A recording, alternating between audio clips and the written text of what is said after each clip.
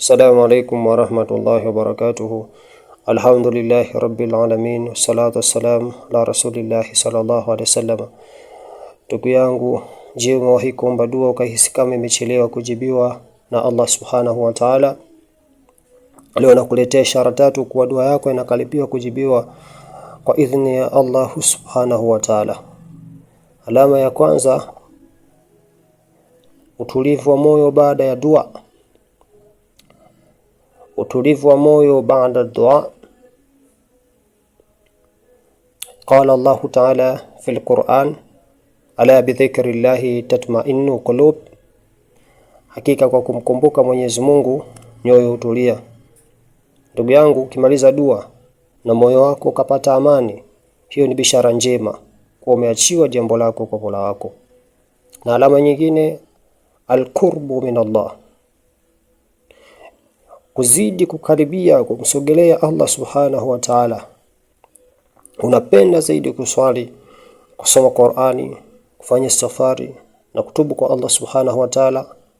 Hiyo ni ishara ya kwamba dua yako inakaribia kujibiwa na Allah subhanahu wa ta'ala.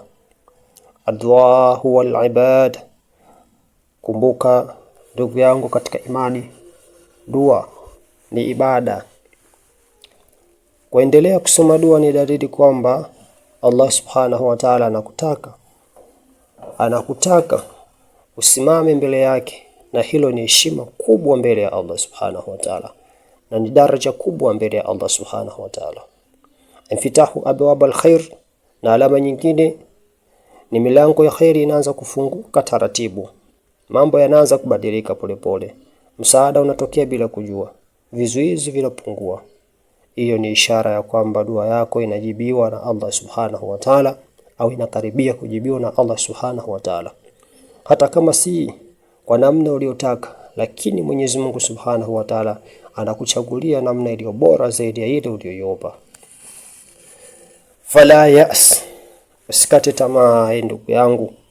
Wawasil dua, endelea kusoma dua, endelea kumomba Allah subhanahu wa ta'ala.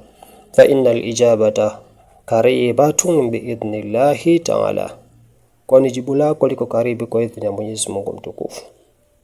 Allahumma astajibu du'ana warzuqna sabran wa yaqinan. Amin. Usikose kusubscribe ili uwe wa kwanza kupata ukumbusho inshallah.